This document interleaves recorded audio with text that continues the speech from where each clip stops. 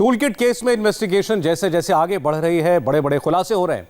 दिशा रवि और Greta Thunberg का WhatsApp chat भी अब सामने आ चुका है। इस चैट से बहुत कुछ साफ हो रहा है। दिल्ली पुलिस ने ऐप जूम को भी एक लेटर लिखकर 11 जनवरी की मीटिंग में शामिल लोगों के नाम मांगे हैं। दिल्ली पुलिस ने व्हाट्सएप को भी लेटर लिखा है कि जिस ग्रुप को दिशा रवि जिसकी एडमिन थी उसमें मेंबर्स क्या चैट करते थे। ये व्हाट्सएप ग्रुप भी दिशा रवि ने अपने फोन से डिलीट कर दिए थे।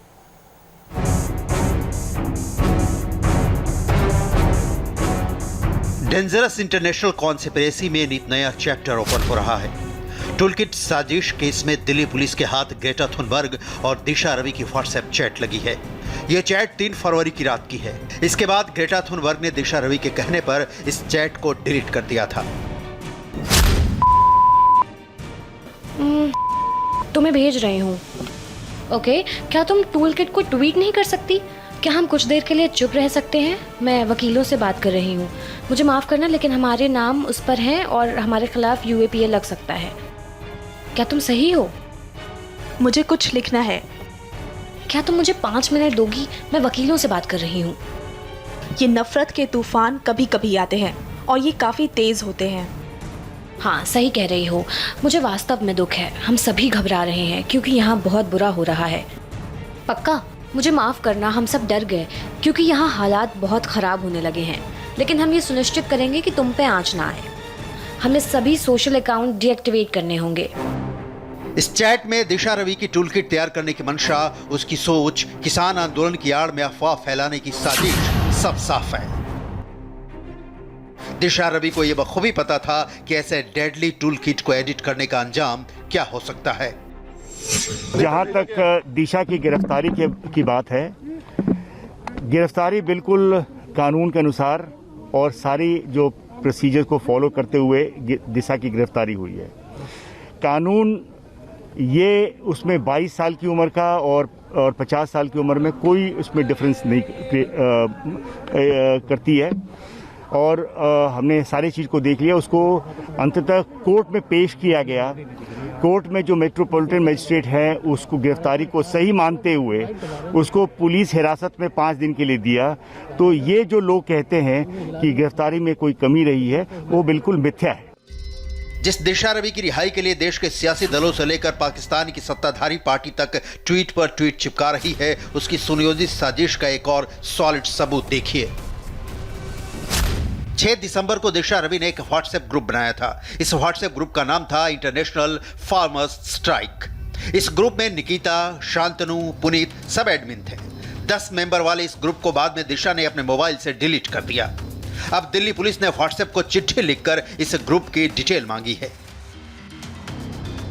असल में टूलकिट केस की कड़ियां बहुत उलझी हुई हैं। 26 जनवरी को किसानों के बीच झूठ फैलाकर हिंसा भड़काने का जो षड्यंत्र रचा गया, उसके तार खालिस्तानी गैंग, ISI से जुड़े होने के पक्के सबूत मिल चुके हैं। लेकिन देश की इमेज को बट्टा लगाने की पूरी प्लानिंग का पर्दाफाश होना अभी बाकी है। दिल्ली पुलिस ने इस केस में अब जूम को लेटर लिखकर 11 जनवरी को हुई मीटिंग की डिटेल मांगी है। दिल्ली पुलिस ने जूम से पूछा है कि मीटिंग में कौन कौन लोग शामिल थे, क्योंकि जूम पर हुई इस मीटिंग में ही दिल्ली में दंगे का प्लान बना था। इन्वेस्टिगेशन में अब तक सामने आया है कि इस मीटिंग में करीब 70 लोग मौजूद थे। जाहिर है दिल्ली में दंगे की बड़ी प्लानिंग थी। इस जूम मीटिंग में शामिल लोगों की अब तक जो पहचान हुई है, जिन्होंने आंदोलनकारी किसानों को भड़काकर लाल किले में हिंसा वाली स्क्रिप्ट तैयार की, उनमें दिशा रवि जिसने ग्रेटा थुनबर्ग के साथ टूलकिट शेयर की, शांतनु मुलुक जिसने ईमेल से टूलकिट शेयर किया, पोएटिक जस्टिस फाउंडेशन के मोद हालीवाल जो कनाडा में रहता है, पीटर फ्रेडरिक जो टूलकिट का रिसोर्स पॉइंट है, खालिस्तानी आतंकी भजन सिंह भिंडर और निकिता जैकब जिसने टूलकिट को एडिट किया शामिल हैं। किस प्रकार से 26 जनवरी को एक वायलेंस क्रिएट करने का एक कॉन्स्पिरेसी थी, ये तो दिल्ली पुलिस की समझदारी है और संयम है था, जिसकी वजह से कोई वायलेंस नहीं हो पाया। लेकिन प्लीज बोलने दीजिए। एक कॉन्स्पिरेसी के तहत ये कोशिश की गई थी कि अफवाह फैला करके और गलत चीज़ों लोगों को बता करके और एक दंगा क्रिएट करने का एक कॉन्स्पिरेसी थी, जो टूलकिट जो लीक हुआ था उसके बाद ही हमें पता चला और उसके इन्वेस्टिगेशन चल रहा है केस दर्ज है और उस केस के अंतर्गत सारा इन्वेस्टिगेशन हो रहा है। यानी 3 देशी और 3 विदेशी चेहरे अब तक बेनकाब हो चुके हैं। निकिता जैकब और शांतनु मुलुक फरार हैं। पुलिस इनकी सरगर्मी से तलाश कर रही है। बेंगलुरु से मुंबई, पुणे, दिल्ली, पाकिस्तान और कनाडा तक फैली साजिश का एक्सपोज होना शुरू हो चुका है। 11 फरवरी को दिल्ली पुलिस की स्पेशल सेल की एक टीम निकिता जैकब के मुंबई वाले घर पहुंची थी। इस टीम ने निकिता के 2 लैपटॉप, एक मोबाइल फोन, 4 हार्ड डिस्क जब्त किया था। निकिता ने इन अधिकारियों से कहा था कि उसका एक लैपटॉप लंबे समय से काम नहीं कर रहा है। स्पेशल टीम ने इस दौरान 2 अहम कागजात भी बरामद किए थे। इस कागजात में 9 जनवरी से 18 जनवरी 2021 तक के प्लानिंग का जिक्र है। जांच में सामने आया है कि निकिता 4 अलग-अलग ईमेल आईडी का इस्तेमाल कर रही थी। दिशा रवि के साथ निकिता जैकब और शांतनु मुलुक टूल किट के अहम किरदार हैं, जिनकी गिरफ्तारी के बाद इस केस में और बड़े खुलासे हो सकते हैं। फिलहाल किसान आंदोलन की आड़ में भारत की छवि खराब करने वाली गंदी साजिश का एक और चेहरा सामने आया है। विवादित इंटरनेशनल पॉप स्टार रिहाना की नई कंट्रोवर्सी सामने आई है। ये वही रिहाना है जिन्होंने किसान आंदोलन को लेकर ट्वीट किया था। इस बार रिहाना ने भगवान गणेश की तस्वीर वाले पेंडेंट के साथ टॉपलेस फोटो शेयर की है। रिहाना के इस ट्वीट पर बीजेपी ने कड़ा एतराज जताया है। बीजेपी ने कांग्रेस से सवाल पूछा है कि क्या अब भी वो रिहाना का समर्थन करेगी।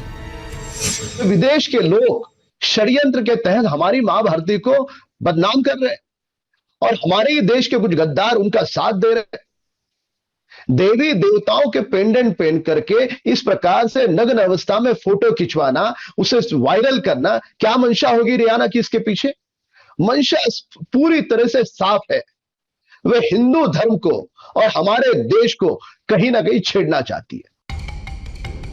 यकीनन भगवान गणेश की तस्वीर के साथ रिहाना की यह टॉपलेस फोटो किसी सूरत में जायज नहीं ठहराई जा सकती।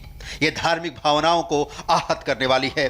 अब सवाल यह है कि किसान आंदोलन पर बिना सोचे समझे ट्वीट करने वाली रिहाना क्या सोची समझी इंटरनेशनल साजिश के तहत यह सब कर रही हैं? असल में इस सच्चाई को लेकर मोदी सरकार बिल्कुल क्लियर है। किसान आंदोलन को लेकर विदेशों में चल रहे सरकार विरोधी अभियान असल में एक गहरी साजिश का हिस्सा हैं। जिस तरह से अंतर्राष्ट्रीय शख्सियतों की ओर से ट्विटर पर टूल किट शेयर की गई, उससे बहुत कुछ साफ है। अब देखना यह है कि किसान आंदोलन की आड़ में देश को बदनाम करने वालों की फहरिस्त में अभी और कितने नाम आने बाकी हैं। किसान आंदोलन में साजिश की एक एक करके कड़ियां खुल रही हैं। उधर दिल्ली के बॉर्डर पर किसानों की तादाद लगातार घट रही है। सवाल है कि ऐसा हो क्यों रहा है। पिछले 72 घंटों से हमारे रिपोर्टर्स की टीम दिल्ली के अलग अलग बॉर्डर्स को कवर कर रही है। आज भी हमारी संवाददाता अर्चना सिंह और सैयद नजीर ने भीड़ कम होने की वजह जानने की कोशिश की तो कोई हैरान करने वाली बातें पता चली। गाजीपुर बॉर्डर 28 तारीख के बाद किसान आंदोलन का केंद्र बन गया था, लेकिन अब यहाँ क्या स्थिति है? टेंट है जिसमें आपको लोग दिखाई नहीं देंगे। ऐसे टेंट यहाँ पर जगह जगह लगे हुए हैं, लेकिन अब इन टेंट में लोग नहीं हैं। ये देखिए, यहाँ पर आपको दिखेगा, यहाँ पर कंबल है, रजाई है, लेकिन लोग यहाँ पर नजर नहीं आ रहे हैं। बॉर्डर पर कितने किसान बचे हैं? इतने लोग बचे हैं कि राकेश टिकैत उंगली पर गिन सकते हैं। यहाँ पर टेंट लगे हुए हैं, लेकिन लोगों की संख्या लगातार कम हो रही है। ये पूरा स्ट्रेच जो है ये 1 से 1.5 किलोमीटर का है, जहाँ पर किसान आंदोलन पे बैठे हुए हैं। ये देखिए, ये टेंट लगे हुए हैं जहाँ पर लोग रहते हैं, यहाँ पर लोग सोते हैं। लेकिन ये टेंट अभी लगे हुए हैं, लेकिन ये आपको खाली नजर आएंगे अंदर। बहुत लोग कहते हैं कि कैमरा इधर नहीं गया, कैमरा उधर नहीं गया।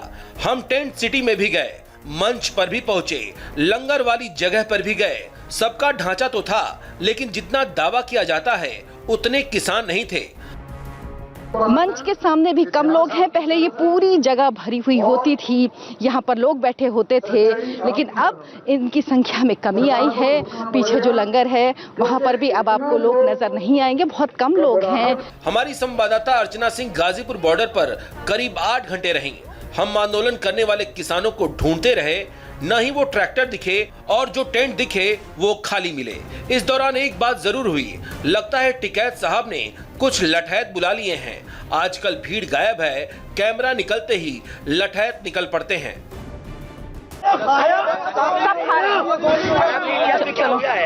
सच्ची बात दिखा नहीं सकते।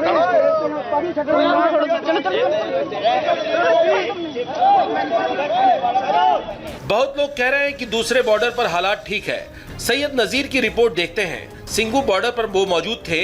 यहाँ टेंट ट्रैक्टर तो दिखाई दे रहे थे, लेकिन गिनती के नाम पर 10 से 12 किसान नजर आए। जहाँ लाखों का दावा किया जा रहा था, अब दर्जन भर नजर आ रहे थे। मंच पर जहाँ भाषण हुआ करता था, अब गिनती के 50 लोग नजर आए। अब सवाल ये है कि 83 दिन बाद ऐसी तस्वीर आई क्यों? किसान आंदोलन से भीड़ क्यों कम हो गई? किसान आंदोलन से ट्रैक्टर वाले किसान कहां चले गए? उसकी 4 स्टोरी है। पहली स्टोरी कहती है कि यह आंदोलन पॉलिटिकल हो गया है। दूसरी स्टोरी कहती है मोदी जो कह रहे हैं अब समझ आ गया है। तीसरी स्टोरी कहती है फसल का टाइम हो गया है, खेती जरूरी है। चौथी स्टोरी कहती है किसान आंदोलन तो ठीक, लेकिन राष्ट्र की कीमत पर नहीं। एक एक स्टोरी के पीछे का विश्लेषण करेंगे। क्यों कम हो रहे हैं आंदोलनकारी किसान? उसकी सबसे पहली कहानी कहती है कि किसान आंदोलन पॉलिटिकल हो गया है। जब आंदोलन खड़ा हुआ था, तब विपक्षी पार्टियों पर आंदोलन की बैकिंग करने के आरोप लगे थे। किसान नेताओं ने भी मंच पर राजनेताओं से दूरी रखने का दावा किया था, लेकिन 26 जनवरी की घटना के बाद दावा रह गया। किसान आंदोलन के समर्थन में कई पार्टियां खुलकर सामने आ गईं। आंदोलन स्थल पर कई नेता दिखाई दिए। पार्टियां ट्विटर पर सरकार के खिलाफ उतर आईं। महापंचायत के मंचों पर सरकार विरोधी भाषण होने लगे। उसके बाद से ही ये लगने लगा कि किसानों के हित से ज्यादा आंदोलन राजनीतिक हो गया है। अकाली दल किसान वोट की खातिर एनडीए से नाता तोड़ चुका है। आम आदमी पार्टी को आंदोलन के बीच से वोट की पैदावार दिख रही है। लेफ्ट शुरुआत से ही लाल झंडा लेकर आंदोलन के समर्थन में है। कांग्रेस किसानों की एकमेव पार्टी बनने की कवायद में जुटी है। राहुल गांधी किसान मुद्दे पर 40 से ज्यादा ट्वीट कर चुके हैं। किसानों के मुद्दे पर 1 दर्जन से ज्यादा भाषण और मीटिंग कर चुके हैं। 2 दिन के राजस्थान के दौरे में किसानों के साथ 5 जनसभाएं की। प्रियंका गांधी भी 35 से ज्यादा ट्वीट कर चुकी हैं। किसान मुद्दे पर 27 जिलों में 10 दिनों के शेड्यूल हैं। अब तक 5 महापंचायत वो कर चुकी हैं। प्रधानमंत्री जी कहते हैं कि ये जो कानून बने हैं ये किसान की भलाई के लिए बने हैं। ठीक है, मान लेते हैं कि किसान की भलाई के लिए बनाए हैं आपके कानून।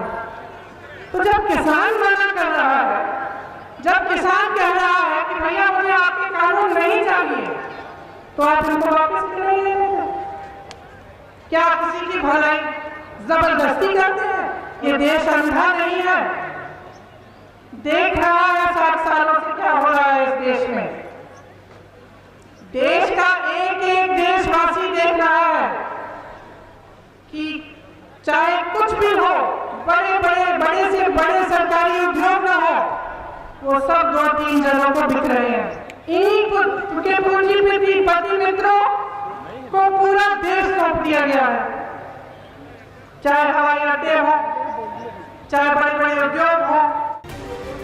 आंदोलन का समर्थन गलत नहीं है, लेकिन जब मकसद सिर्फ राजनीति का हो तब सवाल उठते हैं। बॉर्डर पर भीड़ कम होने की एक और स्टोरी चल रही है। मोदी जो कह रहे हैं किसानों को समझ आ गया है।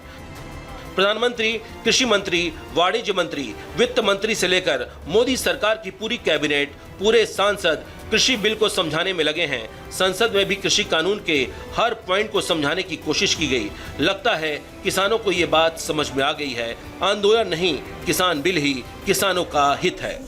नए कानूनों के बनने के बाद जगह जगह से किसानों के बेहतर अनुभव सामने आने में भी लगे हैं। इन कृषि कानूनों को लेकर भांति भांति का प्रचार करने की कोशिश की गई। ये पूरे देश ने देखा है कि जिन्होंने देश के कृषि बाजार में विदेशी कंपनियों को बुलाने के लिए कानून बनाया, वो आज देसी कंपनियों के नाम पर किसानों को डरा रहे हैं। साथियों, राजनीति के लिए झूठ और अपप्रचार की ये पोल अब स्वयं किसान खोल रहे हैं।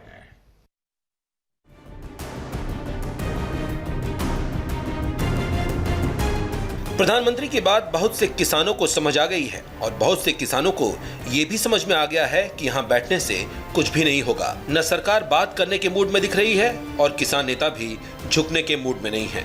मामला ऐसे ही चल रहा है, इसलिए जिसको खेत पर जाना था खेत में चले गए, जो हंगामा करने वाले थे वो पुलिस से छिपकर भाग रहे हैं। सच तो ये है कि भीड़ कम है और आंदोलन बेदम हो रहा है। ये सवाल हमने किसानों से भी पूछा जो गाजीपुर बॉर्डर पर मिले। उन्होंने इसके पीछे एक नई थ्योरी बताई। कहा धरना लंबा चलना है, नई रणनीति बनाई गई है, इसलिए किसान नहीं दिख रहे। सुनिए वो रणनीति क्या है। किसानों की संख्या कम नहीं हो रही।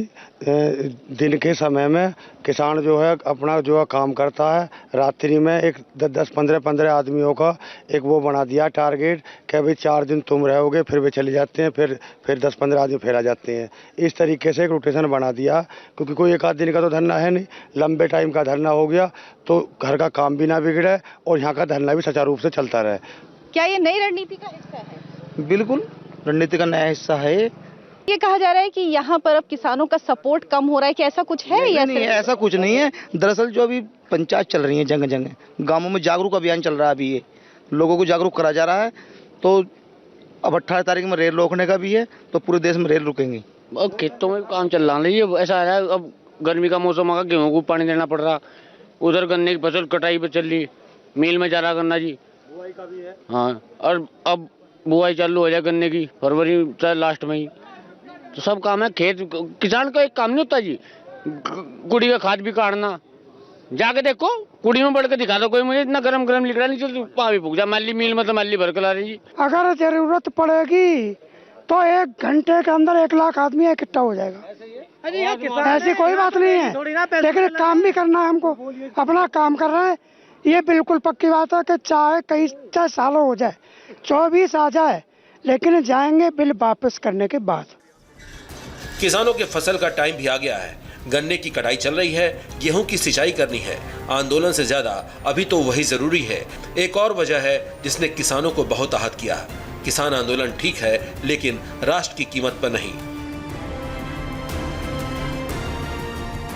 आंदोलन ही नहीं, हम गांव खेत खलिहान में काम करने वाले बहुत से किसानों से मिले।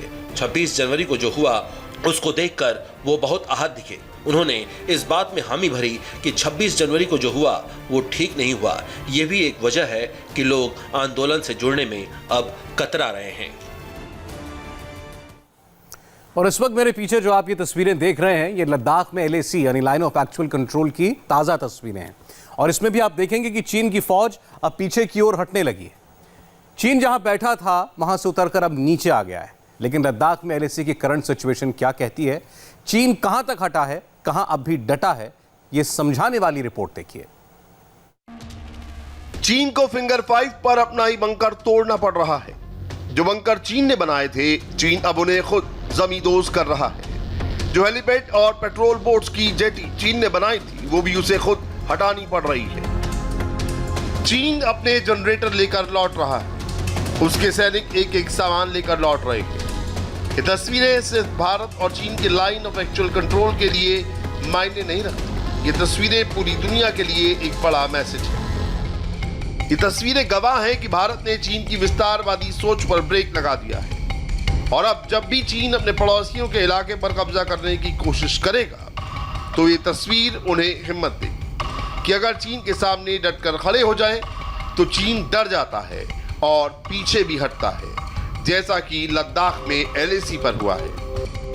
LAC पर पहला राउंड चीन हार गया है, ये तस्वीरें इसका सबूत हैं।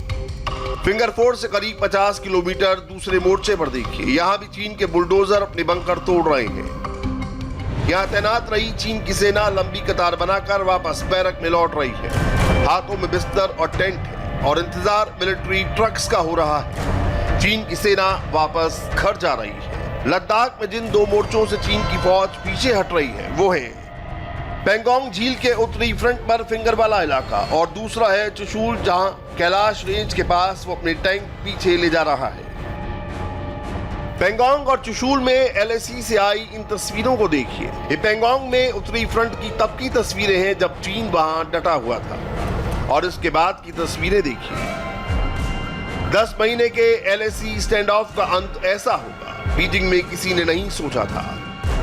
फिंगर वाले फ्रंट पर चीन ने क्या क्या हटा दिया है वो देख लीजिए। फिंगर 5 पर चीन ने अपने बंकर तोड़ डाले हैं और अपनी फौज के टेंट हटा दिए हैं। फिंगर 5 पर चीन ने जो हेलीपैड बनाया था उसे भी हटा दिया है। चीन यहां से अपनी बख्तरबंद गाड़ियां, एंटी टैंक मिसाइल और रडार सिस्टम और तोपों को फिंगर 8 से पीछे ले गया है। चीन ने फिंगर 5 और 6 के बीच में मंदारिन भाषा में लिखा था, वो भी मिटा दिया है। देखिए चीन पेंगोंग के पास चोटियों पर से कैसे लौट रहा है। आजकल इन पहाड़ों पर बर्फ भी गिरी हुई है और कोई हैरत नहीं होनी चाहिए कि मौसम को लेकर चीन की फौज बहुत दबाव में थी। न सिर्फ भारत के पास ये तस्वीरें हैं, बल्कि जो इलाके कैमरे की पहुंच से दूर हैं, उनकी तस्दीक ड्रोन और सैटेलाइट तस्वीरों से की जा रही है। चीन ने बंकर से लेकर हेलीपैड जैसी फैसिलिटी अप्रैल 2020 के बाद बनानी शुरू कर दी थी। 10 महीने तक दोनों फौज आमने सामने रहीं और अब चीन की घर वापसी हो चुकी है। अभी भारत और चीन के बीच समझौता पेंगोंग झील के उत्तरी किनारे और चुशूल के फ्रंट को लेकर हुआ है। चुशूल से पहले पेंगोंग की नेक्स्ट सिचुएशन क्या होगी वो भी देख लीजिए। चीन अब अपनी फौज फिंगर 4 से फिंगर 8 के पीछे ले जा रहा है। चीन ने पिछले 10 महीनों में फिंगर 4 तक जो भी मिलिट्री इंफ्रास्ट्रक्चर तैयार किया है, चीन वो भी हटा रहा है। वहीं भारत अपनी सेना फिंगर 3 के पास एक पोस्ट पर रखेगा। इस पोस्ट को धन सिंह थापा पोस्ट कहा जाता है और यहां आईटीबीपी तैनात रहती है। वहां पेंगोंग के उत्तरी फ्रंट के बाद चुशूल फ्रंट पर भी भारत और चीन की सेनाएं अपने अपने कैंप में लौट रही हैं। यह है चुशूल का इलाका। लाइन ऑफ एक्चुअल कंट्रोल की ये लेटेस्ट तस्वीरें हैं। एलएसी के पास तैनात चीन के टैंक पीछे हट रहे हैं। इस जगह भारत की स्ट्रॉन्ग पोजीशन को देखते हुए चीन बहुत ज्यादा प्रेशर में था। चाइनीज आर्मी का टैंक यू टर्न ले रहा है और इस तरह एलएसी पर जिनपिंग का गुरूर चूर चूर हो रहा है। लेकिन भारत अब भी बहुत ज्यादा अलर्ट है। भारत की नजर चीन की उस एक्सरसाइज पर है जो वो तिब्बत और शिजियांग के इलाके में करने जा रहा है। मार्च और जून में चीन की सेनाएं यहां युद्धाभ्यास करेंगी और इन पर भारत की नजर रहेगी ताकि चीन पर कोई कब्जा करने वाला कदम ना उठाए। फिलहाल एलएसी से ये बहुत खास तस्वीरें हैं क्योंकि चाइनीज आर्मी वापस अपने बैरक में लौट रही है। अगस्त में जब भारत ने चुशूल के इलाके में कैलाश रेंज पर अपनी फौज पहुंचाई तो चीन बहुत प्रेशर में आ गया था। इन तस्वीरों को देखिए और समझिए कि भारत की पोजीशन कितनी स्ट्रांग है। यहाँ से भारत चीन की तमाम लोकेशन को बहुत साफ तरीके से देख सकता है, चीन की मूवमेंट पर नजर रख सकता है। चीन इसी को लेकर परेशान था। अगस्त 2020 में चुशूल सेक्टर में भारतीय सेना सभी बड़ी चोटियों पर पहुंच गई थी। यहाँ भारत की मजबूत पोजीशन को लेकर चीन काफी दबाव महसूस कर रहा था। ये सभी चोटियां करीब 40 किलोमीटर के दायरे में हैं और सभी सामरिक रूप से अहम इलाके हैं। पेंगोंग के दक्षिण किनारे की तरफ यहीं से कैलाश रेंज शुरू होती है जो 350 किलोमीटर दूर दक्षिण पूर्व में तिब्बत की मानसरोवर झील तक जाती है। ये चुशूल इलाके की उन पहाड़ों की तस्वीरें हैं जहां चीन बैठा था। अब वो यहां से भी अपने बंकर हटा रहा है। देखने में किसी ऊंची चोटी पर चीन की पोस्ट लगती है, लेकिन भारत की पोजीशन यहां चीन से बेहतर थी। यहां भारतीय फौज और चाइनीज आर्मी के बीच सिर्फ 200 से 300 मीटर का फासला रहा है। जिस ऊंचाई पर भारत की फौज की पोजीशन थी वहां चीन के लिए आना आसान नहीं है। इन हाइट्स पर भारत की मौजूदगी से चीन इसलिए बेचैन रहा है क्योंकि यहां से तिब्बत में चीन का हाईवे नंबर 219 ज्यादा दूर नहीं है। चुशूल में एलएसी के पूर्व में 100 किलोमीटर की दूरी से शिजियांग तिब्बत हाईवे गुजर रहा है। यह हाईवे तिब्बत में चीन की सेना की लाइफलाइन माना जाता है। चुशूल में भारतीय सेना के मजबूत डिफेंस को चीन इस हाईवे के लिए खतरा मानता है। भारतीय सेना के लिए इस 100 किलोमीटर का फासला तय करने में वक्त नहीं लगेगा। सिर्फ चुशूल ही नहीं, डेमचौक और डेपसांग के मैदान पर भी भारत ने T-90 और T-72 टैंक तैनात किए ताकि चीन पर लगातार प्रेशर बनाया जा सके। इसीलिए अब पेंगोंग और चुशूल के बाद दूसरे मोर्चों की बारी है जहां चीन से अब भी आमना सामना बना हुआ है। यह है हॉट स्प्रिंग और गोगरा पोस्ट के पास का इलाका। वहीं डेपसांग के मैदान में भी चीन की फौज बड़ी रुकावट बनी हुई है। पेंगोंग के मुकाबले भारत उत्तरी पूर्वी लद्दाख में डेपसांग के इलाके में शुरू से ही बहुत ज्यादा अलर्ट है और यहीं सबसे ज्यादा फौज भी तैनात है। डेपसांग में एलएसी पर चीन की सेना मौजूद है और यहां से उसकी नजर भारत के दौलत बेग ओल्दी बेस पर है। डेपसांग के उत्तर में चीन पाकिस्तान के कंट्रोल वाला कराकोरम पास भी है। यहाँ से अक्साई चीन से गुजर रहे चीन का हाईवे नंबर 219 भी करीब है। लेपतोंग इस वक्त बहुत ही स्ट्रेटेजिक लोकेशन है और इसे लेकर भी भारत का रुख क्लियर है कि चीन को अप्रैल स्टेटस पर लौटना पड़ेगा। भारत की लीडरशिप जानती है कि चीन भरोसे के लायक नहीं है। चीन पर यकीन करने के लिए उस पर बराबर निगाह रखना जरूरी है। चीन धोखा देता आया है और इस बार भी दे सकता है, इसीलिए चाइना की नई पोजीशन पर पूरी नजर रखी जाएगी और इसी के मुताबिक भारतीय सेना अपना अगला कदम तय करेगी। अगले 48 से 72 घंटे बहुत अहम है। भारत इस बात की तस्दीक करेगा कि चीन कितना पीछे हटा है। चीन की एक्चुअल पोजीशन को समझने के साथ उसकी नेक्स्ट लोकेशन जानना बहुत जरूरी है, क्योंकि मई 2020 में जब से भारत और चीन की सेनाएं आमने सामने हैं, दोनों देशों ने एक दूसरे की पेट्रोलिंग पार्टी को रोक दिया था। पैंगोंग झील के उत्तरी किनारे पर अब तक भारत की सेना फिंगर 8 तक पेट्रोलिंग करती थी, वहीं चीन की सेना फिंगर 4 तक पेट्रोलिंग करती थी। ये 8 किलोमीटर का इलाका है। फिंगर 4, फिंगर 5, फिंगर 6 और फिंगर 8 इस दायरे में ना भारत ने पहले कभी कोई कंस्ट्रक्शन किया था ना चीन ने, लेकिन मई 2020 के बाद इस इलाके में चीन ने कब्जा कर लिया। हालांकि अभी चीन पैंगोंग के उत्तरी छोर पर अपने तंबू, तोप और तमाम मिलिट्री सिस्टम को फिंगर 8 के पीछे ले जाएगा, ये बात तय है। वैसे हालात सामान्य होने के बाद भी दोनों ही देश अपनी पेट्रोलिंग शुरू नहीं करेंगे। आगे दोबारा ऐसे हालात ना पैदा हो, इसके लिए दोनों देशों के बीच अभी और बातचीत होगी, लेकिन सब कुछ पूरी निगरानी के साथ होगा, क्योंकि चीन भरोसे लायक नहीं है। ये बात सरकार भी जानती है और सेना भी। पश्चिम बंगाल में बीजेपी राम और कृष्ण के नाम पर लोगों के बीच जा रही है। ऐसे में ममता बनर्जी ने आज बसंत पंचमी के दिन हुगली में 125 जगहों पर सरस्वती पूजा की। क्या दीदी अपने इस दाव से वोटर के करीब पहुंच पाएंगी?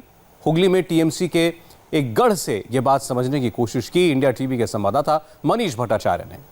पश्चिम बंगाल विधानसभा चुनाव से पहले यहाँ के लोगों के मन में एक सवाल उठ रहा है। वो सवाल ये है कि किसका खिलेगा फूल, झोड़ा घास फूल या फिर कमल। लेकिन सरस्वती पूजा का जब मेगा प्लान तैयार किया टीएमसी ने, तो बीजेपी में भी खलबली मच गई। हम इस वक्त हुगली में मौजूद हैं, जहां पर सरस्वती पूजा सबसे ज़्यादा हो रही है और यहीं पर 18 विधानसभा क्षेत्रों में 125 जगहों पर सरस्वती पूजा का आयोजन किया गया है। टीएमसी ने जो सरस्वती पूजा का आयोजन किया है उसका आप थीम सबसे पहले देखिए। हुगली में जब आप आएंगे किसी भी विधानसभा इलाके में, तो बंगाली गानों के साथ टीएमसी के झंडे दिखाई देंगे, ममता बनर्जी का पोस्टर दिखाई देगा और इन बंगाली गानों के साथ जो यहाँ पर सरस्वती पूजा हो रही है वहाँ पे लोग दिखाई देंगे जो सरस्वती पूजा कर रहे हैं। कोशिश यही है कि सरस्वती पूजा के बहाने वोटरों तक के, आम जनता तक ममता बनर्जी पहुँचे, अपनी सरकार की योजनाओं को पहुँचाएं। और जैसा कि इस जगह पर आप देखिए, ममता बनर्जी की बड़ी होर्डिंग्स, यहाँ पर उनके पोस्टर्स, टीएमसी के झंडे और साथ में टीएमसी के कार्यकर्ता यहाँ पर सरस्वती पूजा कर रहे हैं।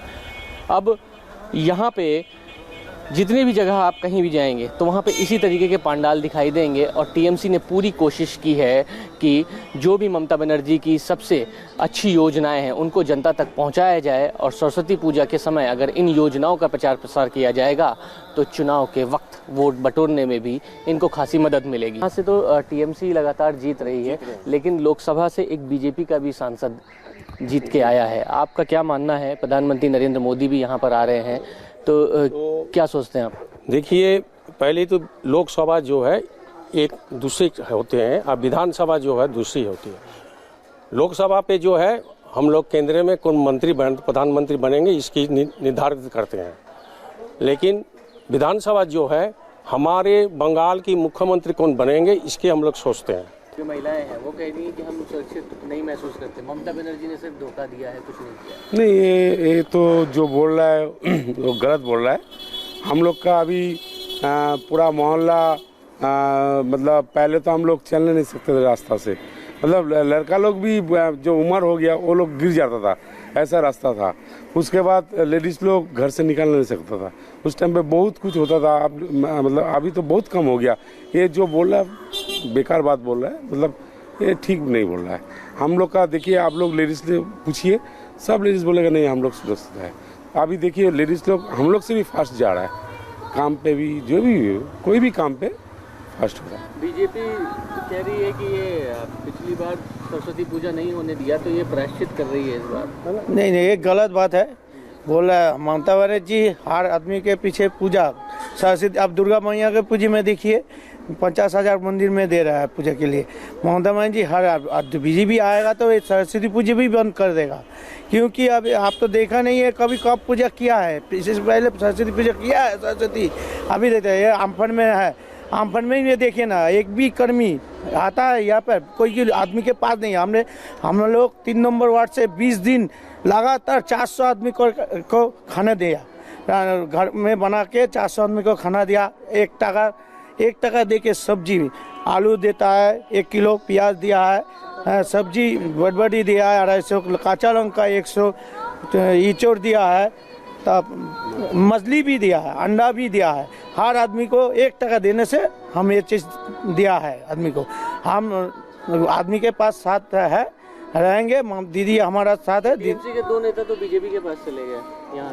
वो तो जिसको जाना था वो तो आया कमाने के लिए, यहाँ भी लाल बाती में घुमा है, वहाँ भी चला गया। नरेंद्र मोदी बोल दिया तुम हमारा दल में आ जाओ, हम तुमको नोट देंगे। अरे यहाँ पर जो महिला का सुरक्षा का बात कर रहा है, हर्षद का कांड देखा है उत्तर प्रदेश में, वहाँ पर क्या हुआ? हम लोग जो बचपन से था, बचपन में जाके हम लोग का बड़ा पूजा कौन होता है, बोलता है हमारा तो दुर्गा पूजा। अभी वो दिलीप घोष बोल रहा है कि दुर्गा मैया कहाँ से आ गया। जो लोग बोलता है कि एक ही भगवान है उसके पास, सिर्फ राम और कोई नहीं है। तो हम लोग बंगाली है, हम लोग जब बचपन से आया वो देखा कि दुर्गा पूजा होता है। वो अभी बोल रहा है कि दुर्गा मैया कहाँ से आ गया, हमारा तो सब कुछ है राम जी। ये जो बोल रहा है इसका कोई माने नहीं होता है। हम लोगों का जो माने है, हम लोग जैसे भी हर भगवान को पूजा करते हैं, हर नागरिक भी हमारा साथ ऐसे ही सुरक्षित देगा। तो हुगली में सरस्वती पंडाल में जो लोग मौजूद हैं उन्होंने अपनी बात साफ रख दी है कि बंगाल में जय श्री राम का नारे भले ही लग रहे हो, लेकिन जय माँ दुर्गा को कोई नहीं भूलेगा। और इस नब्ज को ममता बनर्जी अच्छी तरीके से जानती हैं और यही वजह है कि अब यहाँ से जब सरस्वती माँ की पूजा का आगाज़ किया है तो आमजन तक के पहुँचने की ममता बनर्जी ने पूरी कोशिश भी की है। सुजीत दास के साथ मनीष भट्टाचार्य, इंडिया टीवी, हुगली। बसंत पंचमी के मौके पर आज आरएसएस प्रमुख मोहन भागवत एक्टर मिथुन चक्रवर्ती से मिले। इस मुलाकात को लेकर बंगाल चुनाव की चर्चा बहुत गर्म हो गई। हमने मिथुन चक्रवर्ती से ही पूछा कि मुलाकात का मकसद क्या था, तो आप सुनिए मोहन भागवत से मुलाकात पर क्या कहते हैं मिथुन चक्रवर्ती। किस तरह की मुलाकात थी, क्या बातें हुई, क्यों मिलने आए थे आरएसएस प्रमुख? देखिए, हमारे साथ मोहन जी के बहुत एक स्पिरिचुअल कनेक्शन है, बहुत दिनों से है। मैं नागपुर भी गया था और हमारे रिलेशन बहुत स्ट्रॉन्ग रिलेशन है। तो हम लोग सोच रहे थे कि मैंने पूछा था अगर आप मुंबई में तो मेरे घर आना।